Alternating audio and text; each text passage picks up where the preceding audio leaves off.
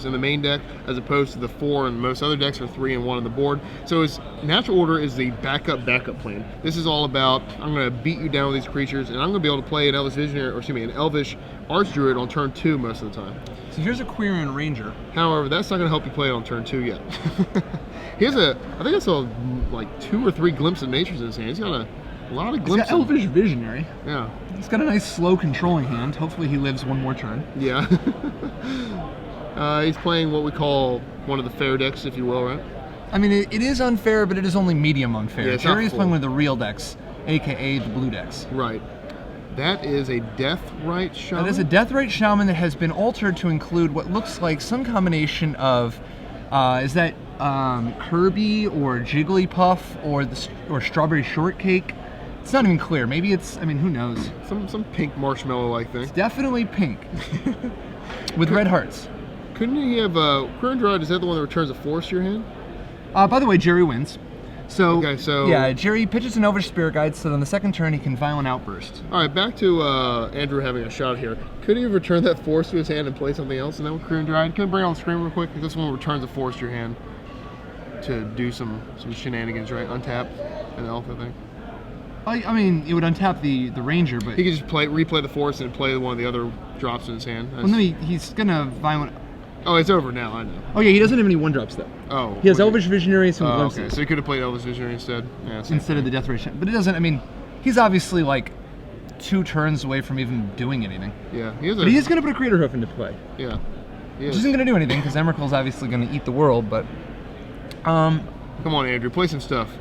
Last time we saw this, no one was playing stuff. He's debating, do I have enough stuff to potentially, he's counting. Okay. Can I keep anything in play? Is there anything I can keep on the table? Interesting enough, if his hand was a little different instead of those glimpses, he might have been able to, no, never mind. Yeah. I'm just trying to help him out. Yeah. Okay, so, all right, so he packs it in, does the math, story checks out, Emrakul wins again. All right. So that was 2 turns of goodness. As you might expect, the players are going to spend slightly longer time actually sideboarding and shuffling before Gerry kills him on the second turn again. I realized that before we saw Gerry absolutely thrash a Goblin deck. This one's going to be even worse, right? Like now, granted, after sideboard, it's going to be a little more competitive because the Elf deck gains... Oh, wow. He's got Thorn of Amethyst. Pretty good, I guess, right? Sort of. I guess it slows him down a little, which is good. Mindbreak Trap. That's not good. Almost. The problem with 2 spells. Right. The problem with the third spell. It doesn't count Elvish Spirit Guide as a spell. No. Creeping Corrosion. No, that's not going to do it. He has 1 Emrakul. He does. Which isn't great. No. But I guess it's a thing that you might potentially. But if Andrew, if he does have it in his hand and Gerry Hypergenesis, then Andrew will win. Yeah. Because he gets to attack with Emrakul. So that's the best card in his deck. Hands down. Meanwhile, Gerry could probably just shuffle in all 15 and still blow him out. However, he'll probably not board any of them. No. Actually, no, he has to get rid of these misdirections. Right, yeah. These misdirections are... just awful. Maybe he wants Ignituer in anticipation of Thorn of Amethyst? Maybe. Dismember, maybe. Maybe Dismember? Because he didn't see the elf. Just bring in some City of Traders, because you know what? When in doubt, at least he makes land. Yeah. He has assumed that Andrew's playing the green-white version, and he could get out. Gaddock maybe? Gaddock that doesn't stop anything. Canonist would stop it, yes. So I would kind of play around it. Not a lot of elf decks are going to play Canonist. That's not actually. I crunched the numbers there. Glimpse of Nature Canonist. Hold on. A second, let me do the math real quick. So at their sworn, so turn 1, Quirion Ranger. Turn 2, bounce my Savannah. Play Canonist. Go. Untap Glimpse of Nature. Go. Not so good. Okay, so let's hope he defies odds. Somehow cheats in a couple Cabal therapies, which most elf decks have, but he does not. Yeah, obviously we saw before the elf deck on camera with Thought Seizes and Cabal therapies to try to disrupt combo. Right. Give him a fighting chance. Tompkins has gone the other way, where he's just super speed. He has 5 ley lines on his board. He does have ley lines, but they don't do anything here. He has ley line of the life force. Yeah, which is pretty good in some spots, but this is not the spot for it. No. Good against goblins, giving you that extra toughness on all your elves. 2 toughness per elf is pretty good.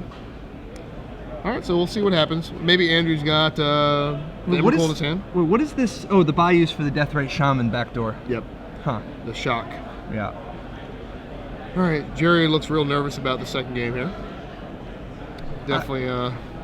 I think shaking his Jerry's boots. like thinking to himself, he's like, man, I could go for a sandwich right now. Like there's obviously 45 minutes left in the round. I could, if I finish shuffling in the next minute, by 4 minutes from now, I can be at the concession stand eating a delicious sandwich. Yeah. All right, well, maybe things will happen. On our backup camera, we have our very own Ruben Bressler. So maybe we take a gander at that. I'm not counting Andrew out yet. Andrew can just smash Gerry twice. Let's see. So do you think he'll live through the first turn? Yes. To start with, you Yes. think he will? I'm giving him pass first turn. All right.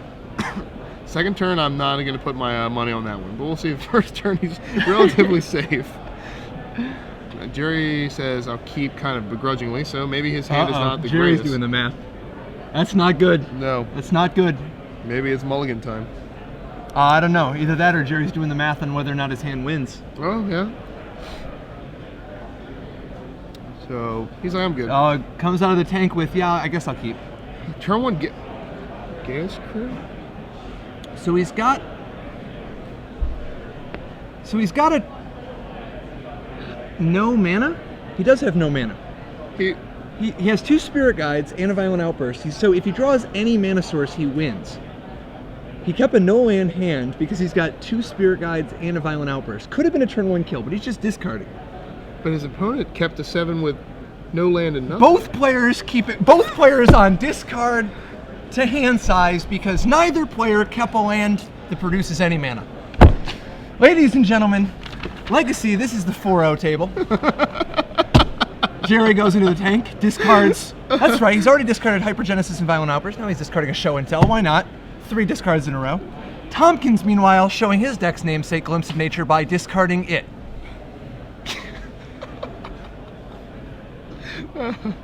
All right, so Andrew. Yep, there's show and tell in the graveyard. Maybe Tompkins. I know what they did. All right. I know what they did. They No, this is real. They mutually agreed to keep their 7 without looking. This is why you don't snap keep in the dark. This is.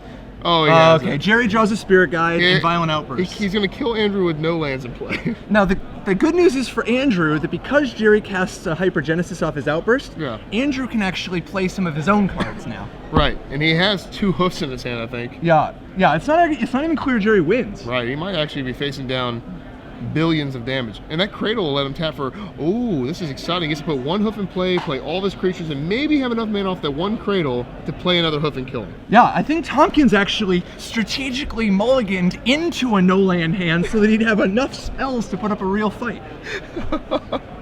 Right, like it's not actually, no, in all seriousness, it's not actually clear who's going to win. Right. Oh, he does have the Thorn of Amethyst in play. Oh, we don't want that one. That's not going to help us. Yeah, I actually think maybe you don't want to do that. Oh, he's playing. Whoa, he's playing all the hoofs. No, all the hoofs. No, whoa. Oh, Emrakul. All right. Well, hey. Well, that is. Huh. And Gerry's dead. Well, no, Gerry, remember, has Grizzlebrand. He can draw enough cards to get 3 more Spirit Guides to Violent Outburst again. Okay. Which is why he should have kept the other Violent Outburst. Yeah. This is not over. Nothing's over.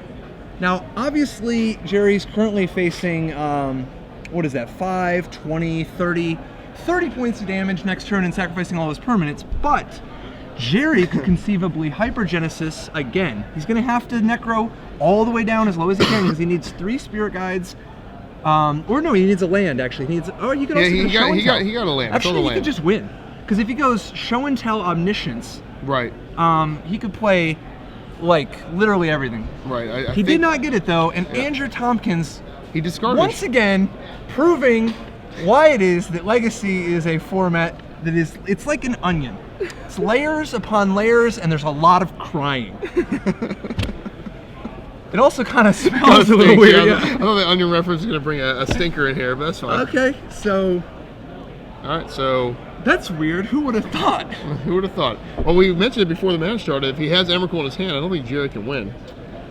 So this is one for the highlight reel. I hope we're getting this on tape with our tape. Wait, why is Grizzlebrand turned sideways? Did Andrew say go? Wait, what? What's going on? Yeah, Andrew. Oh, Gerry end-stepped. Yes, that's right. Gerry end-stepped, Oh. which means he's going to get to Grizzlebrand again. One more time, yeah. Yes. Yes, there we go. He's got one more look, and again he has nothing. Oh, man. Gerry with 21 extra cards. Stone 0 plays. See? He's got 2 Spirit Guides and a land. If he would have kept that Violent Outburst, Yeah. he actually, wow. No, he doesn't have another Hypergenesis in his deck anyway. How many are in there? Just one? I think there's just 2 and he discarded one already. Did he Yeah, there's just discard 2. Yeah, he I thought did. he The discarded hand the size. show and tell. He did, and Okay, Hypergenesis okay, and show. okay. So that was an exotic game. Both players discarding to hand size because neither one kept any land. Both players discarding all of the key cards of their deck before eventually Gerry's Hypergenesis allows Tompkins to combo off. All right, well, we have a game 3 coming. Here's an idea. Dude, I just don't even know anymore. He couldn't actually, that Thorn of Amethyst was in play. Yeah. So he needed another Spirit Guide and a Hypergenesis. No, the Hypergenesis wasn't helping. He needed Show and Tell, Yeah. and then he Show and Tells the Omniscience. Right. And then the Omniscience I didn't see an literally Omniscience there. Do you think maybe he boarded him out or boarded one out? Yeah, it's possible he boarded him out. It's very possible he boarded him out. Now after no, seeing he probably didn't though. He doesn't have any good cards in his board. They're all in his Right. main deck. Yeah, oh, he did have Dismemberance hand. I saw him draw that. All right, sure. So I guess it's after seeing that Andrew has an Emrakul, you have to bring Omniscience back in, right? Because you need an out to their Emrakul when they put it in play. Dude, I don't. I guess the only thing you can lose to is their Emrakul, right? I mean, I feel like Gerry was walking over to the concession stand in his head, and then happened to get hit by a space shuttle that crashed through the building. And I mean, I don't know. This is, well, who's gonna win game 3? I still put the odds at 108% Gerry, but who the hell knows now? Who knows? It is clear that there's certainly no rhyme or reason. Although I will say, I do think it's Andrew's best strategy to mulligan into a hand with no land. Yes, So I that agree he with at least has enough cards to make his Hypergenesis. Because he did the math in game 1. Yeah, he did. You know, he looked, he's like, I'm not even, maybe he boarded out land. We didn't see the Emrakul. If we saw the Emrakul, it would have been an easy keep. No matter what your hand is, you don't have to look at the rest of the cards. Yeah, it's like the only good card in his deck. Right. Emrakul Sure as is... hell can't cast any of his other cards. Right, exactly. So he's playing 11 land. Give him a break. He can play them all. This is my deck with 11 land and Emrakul. It's pretty sweet. Although, I honestly, when you have only 11 land and only like 8 of them produce mana on the first turn, it's not that weird that you don't have any in your opening hand. Right, yeah. It's pretty standard. He's 4-0. So apparently he's been drawing a couple of those 11 land pretty regularly here. All right, if you're at home and you've ever seen anything like this before, lie to us at SCG Live.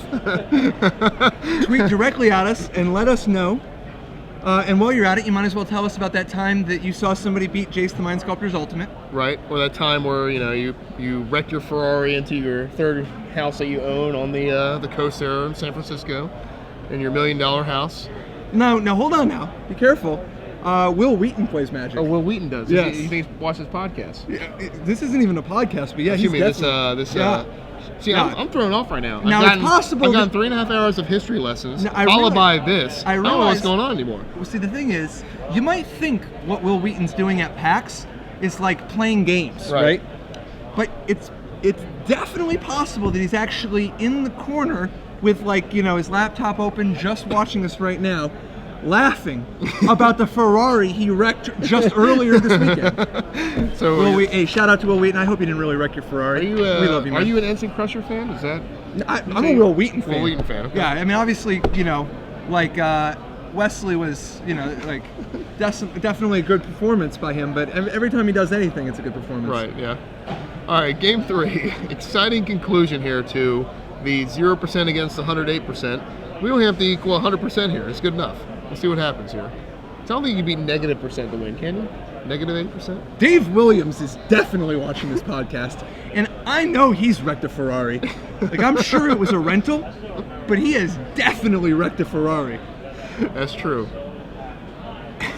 Dave Williams, for those listening, of course. After is the, Justin Bonomo's big win this week, he won $1.46 million at the Hard Rock Poker Tournament last week. not too It's shabby. not clear he hasn't wrecked a Ferrari since then. Right. So the Ferrari reference obviously is going to fall short with the Magic community. Too many wealthy players out there, so.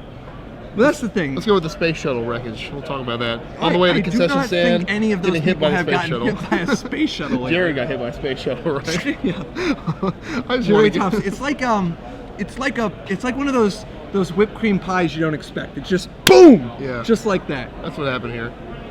All right, so there's a mulligan here. So this Gerry's which side? mulliganing. Jerry's mulliganing. If Gerry loses this, then I think Eric Taylor should eat his hat. Because this is an exceptionally unlikely sequence of events that would cause this match to be competitive. Yeah. But that's why we play it out, you know? Yeah. There is really no such thing as a 100-0 matchup in Magic. No. All right, so Andrew has to be feeling good being here. He's just happy to be here. Game 3. We're doing Game 3. He's going to shuffle Gerry up. Meanwhile, Andrew trips and falls into a pile of money. Yeah. It's like, oh, that's weird. That was weird. Wasn't expecting there to be a giant pile of money on the ground. Well, he never played against an unwinnable matchup and won. It's just, those feelings. Whew. Too good. Well, he hasn't won yet, so we'll see. So Gerry on 6 cards. Let's see what he's got. See, City of Traders, which you brought in, like you said. Why not? Can't go wrong with some mana. Gerry keeps. Oh, I love it. He grabs towards his deck as though he's going to mull the 5. Actually, no, just kidding. You're dead. Oh, no, he's got Turn no one other City land. of Traders. He's got no other land. He has no other land. Oh! And he draws the King of Gown. What do you think about playing City of Traders there? Wait, does he have Show and Tell? He has Show and Tell. And Emrakul? Yeah. He's got. So I guess it's a turn 2 kill. Yeah, turn 2. Sort of. His opponent didn't play a land, though. Andrew Tompkins once again doesn't play a land. Oh, it's no. an Emrakul. No. No! Are you kidding me? This is not reality. This is not real. Oh my God. Gerry packs it in. Andrew Tompkins on the turn 2 kill. Oh. Yeah, but he doesn't have any outs. He has no mana sources in his hand. He has 0 outs in his deck. My point is that Andrew Tompkins winning on the 2nd turn. Oh my God, did Tompkins even have a land or did he just draw it this turn? He just drew it this turn. I was gonna say, who doesn't play the land? Just taunting. This is insane. This is insane. My God.